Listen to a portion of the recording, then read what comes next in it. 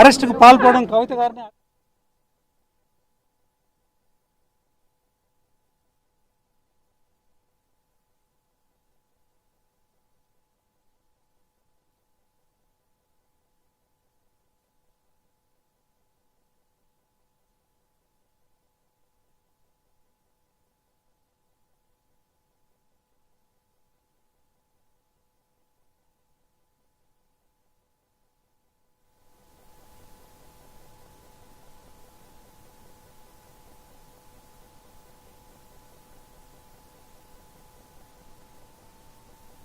కవిత అయితే మాత్రం అరెస్ట్ చేసిన తర్వాత కవిత ఇప్పుడే బయటికి రావడం జరిగింది. ప్రస్తుతం మనం విజువల్స్లో చూస్తున్నాం, ఏబిఎన్ ఆంధ్రజ్యోతిలో విజువల్లో చూస్తున్నాం.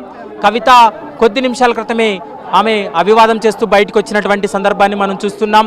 మరోవైపు కవితను అరెస్ట్ చేస్తున్నట్లు ఇప్పుడే ఈడీ అధికారులు కూడా ప్రకటన చేసినటువంటి పరిస్థితి కనపడుతుంది. పిఎంఎల్ యాక్ట్ కింద కవితను అరెస్ట్ చేస్తున్నట్లు అందులో నోటీసులో కూడా స్పష్టంగా పేర్కొన్నారు.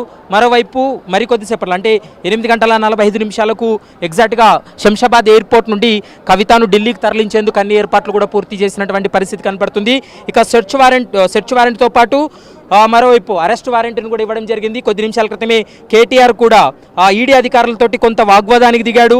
ఎందుకంటే ట్రాన్సిట్ వారెంట్ మీద తీసుకెళ్లకుండా డైరెక్ట్గా అరెస్ట్ వారెంట్ ఇచ్చి తీసుకెళ్లడం సరైనటువంటి అంశం కాదు అంటూ కూడా అక్కడ జేడీగా ఉన్నటువంటి అధికారితోటి జేడీ బాను ప్రియామీనా తోటి కొంత వాగ్వాదాన్ని కూడా దిగినటువంటి పరిస్థితి అయితే స్పష్టంగా కనపడుతుంది.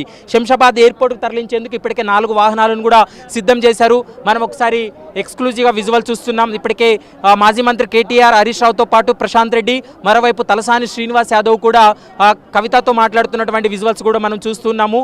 ఇప్పటికే 10 మంది అధికారులు, ఢిల్లీ నుంచి వచ్చినటువంటి 10 మంది అధికారులు కూడా ఉదయం నుంచి సుదీర్ఘంగా వారి విచారణ తర్వాత కవితను అరెస్ట్ చేస్తున్నట్లు కూడా ప్రకటించడం జరిగింది. కవిత ఇంట్లో సోదాలు ముగించుకొని ప్రస్తుతం ఢిల్లీకి కూడా